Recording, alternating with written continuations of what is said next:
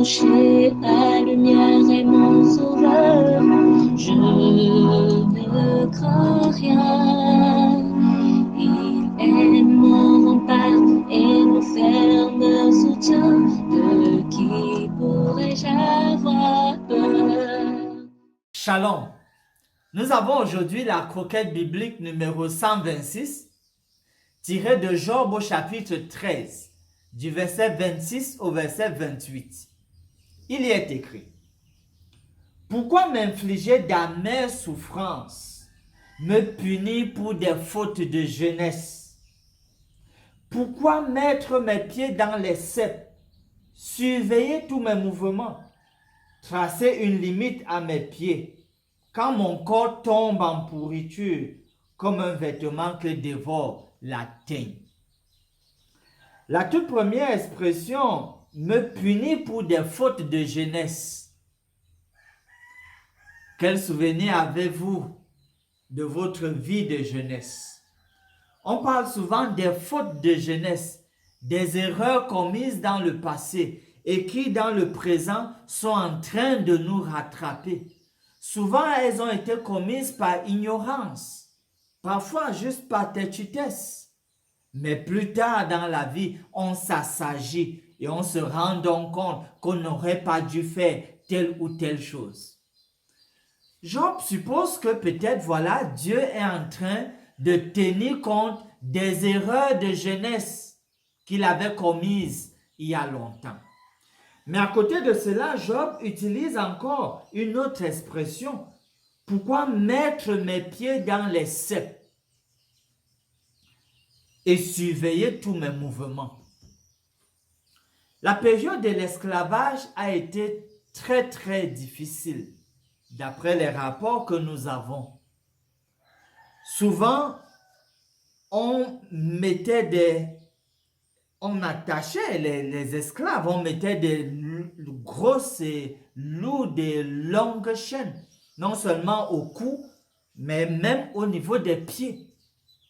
Alors l'idée avec les chaînes pesantes, c'était que voilà, c'était pour contrôler les mouvements des esclaves. Mais si jamais il pouvait arriver qu'un esclave s'échappe, à cause donc des chaînes sur ses pieds qui ne pouvaient pas faciliter ses mouvements et qui étaient lourdes, pesantes, lorsqu'il se déplacerait, on verrait facilement les empreintes de ses pieds parce que ses mouvements étaient supposés être limités. Job donc, en utilisant cette illustration, a l'impression que Dieu est en train de s'attarder sur les péchés et iniquités qu'il a commis dans sa jeunesse et que Dieu est en train de considérer les empreintes de ses transgressions faites dans sa vie passée. Voilà tout ce que Job est en train de s'imaginer. Pour nous, pour vous, en guise de promesse dans Ésaïe au chapitre 1, le verset 18, le Seigneur dit clairement: Venez et plaidons, dit l'Éternel. Si vos péchés sont comme le cramoisi, ils deviendront blancs comme la neige. S'ils sont rouges comme la pourpre, ils deviendront comme la laine. Dieu est donc toujours dans une disposition où il voudrait qu'on puisse plaider. Et je vous encourage à plaider avec Dieu pour que vous soyez pleinement convaincus de son amour et que vous croyez qu'à contrario de ce que Job pensait, Dieu ne s'attarde pas éternellement, continuellement sur nos fautes dans le passé, mais il désire nous donner quelque chose de nouveau. Il désire accomplir quelque chose de nouveau et de glorieux pour la gloire de son nom, justement. Finissons par ce mot. Dieu notre Père, nous ne pouvons que être reconnaissants de voir que tu nous as révélé les choses essentielles pour notre salut.